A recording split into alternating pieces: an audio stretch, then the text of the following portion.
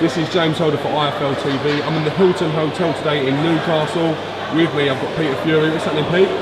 Yeah, not a lot really. Just winding, getting ready. A little bit of downtime before the storm. Exactly. Eddie Chambers, his birthday today, making his UK debut. Great birthday present for him. Yeah, it's a day he's not going to forget in a hurry, isn't it? You know, he's fighting on it, so it's going to be good. It's exciting. Team Fury, 5 heavyweights and 1. What weight is Isaac Rowe? He's super featherweight. And 1 super featherweight. Interesting camp at the moment. It seems to be getting bigger all the time. Well, yeah, you know, it's we've got some good, dedicated fighters. You know, they put a lot of heart and soul into it, and that's what it takes. So we've got some good lads. They're dedicated, and it's a team effort. They're all helping each other. They get along very well also. I was just going to say that. How do all the lads interact with each other? Because obviously there's quite a few from different backgrounds and whatever. How does that work? Well, you know, we all live together, so we eat, drink, sleep, train. So it's one unit, and that's the way it's got to work. It's quite an interesting setup, isn't it? To have you guys all living together, all kind of doing the exact same things at the same time.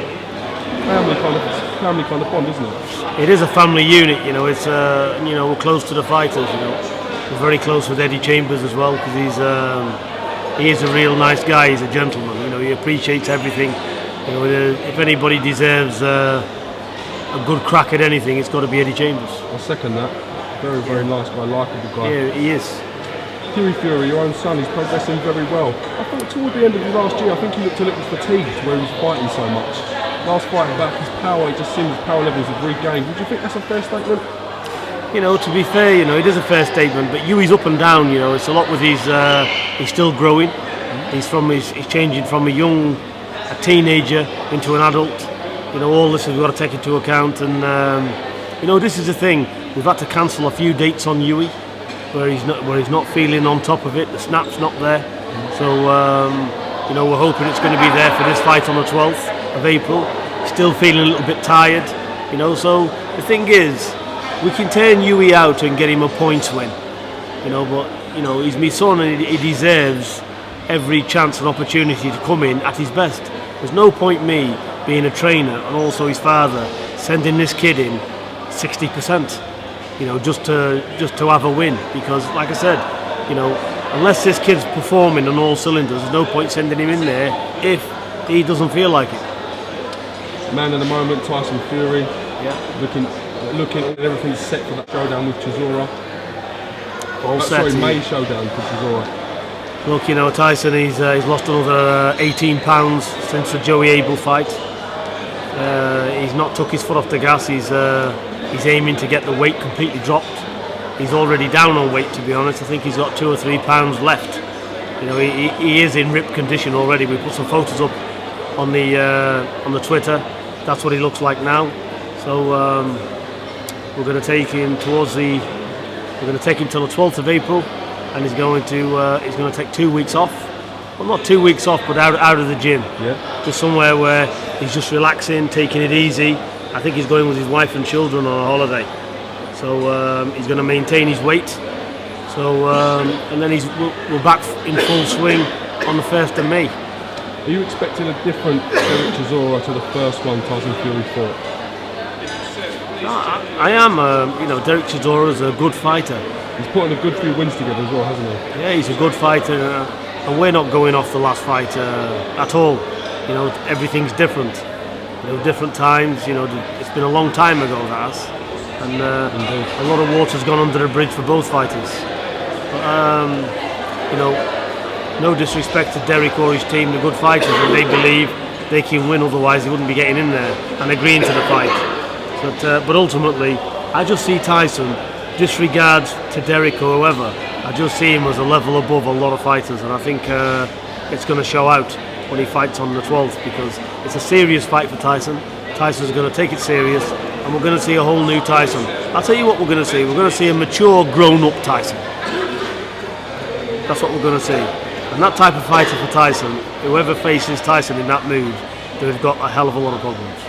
A lot was made that Derek came in very heavy for the last fight. Do you think that was a tactic used by his team with Tyson's kind of giving away a lot of weight and height to Tyson to come in heavier? I think Derek will come in heavy again. You know, he's clearly he's been too light in a few of his fights because he has been shaken. He's been hit and he's been shaken. He's had to dance around the ring to shake it off. So against somebody a heavyweight at 6'9" coming in at 18.7, and believe me, he'll be ripped. Tyson. He'll be as strong and as fit and as powerful as any heavyweight in the world. So basically, you know, I think it'd be.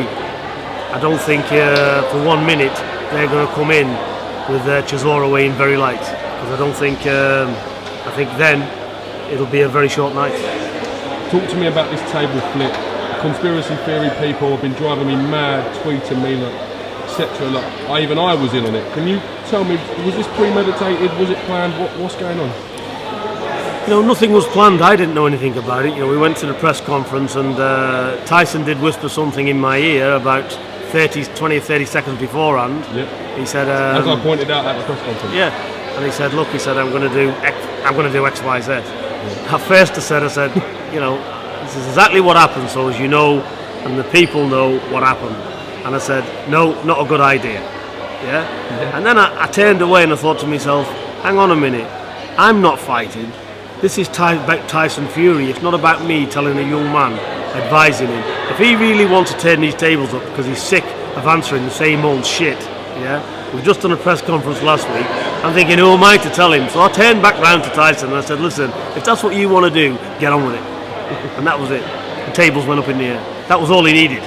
Right or wrong, it's brought a lot of attention to the fight, hasn't it? The one video I filmed of the actual flip itself nearly had 170,000 views. When you think the press conference alone, probably whatever, 30, 40,000, for that one video to excel that much, it's brought a lot of attention to the fight, right or wrong. You know, it does, and you know, Tyson's basically, he's sick of talking. He's sick of talking and just wants to do the fighting. You know, do you think the kind of the long drawn out process with David Hay and all the press conferences, all the interviews and everything on that has added to that? You know, it's quite possible, but I do think that Clifton, yes, I can see you. I do think that it's a combination of things, actually. I think with the training and that the intensity, what he does in the gym, and he's been training all last year, it probably has had an effect on him because he wants to show people what he's about and get in there. You know, let's put it this way. He joked around with Joey Abel because of that's the opposition he's got. You know, but he's frustrated because he hasn't had the serious fight, so he's got a serious fight now with Derek Chisora. Yeah. So let's see. It's going to be a good fight. It's not going to be one-way traffic. This is a dangerous fight for Tyson. You know, so excuse me, and that's where we are with it. All right. Well, listen. I thank you for giving iPhone TV a bit of time. There's many things we can talk about, but I'm going to save that for a bit of post-fight stuff later. Yeah, and as you know, this today is all about Eddie Chambers. Indeed. This is Eddie Chambers' time. He's back on the road. You know, so really look forward to that. Top man, Peter. Thank you for talking to iPhone TV, and I'll catch you in Eddie Chambers a bit later. Yeah, you're welcome. Thank you, sir.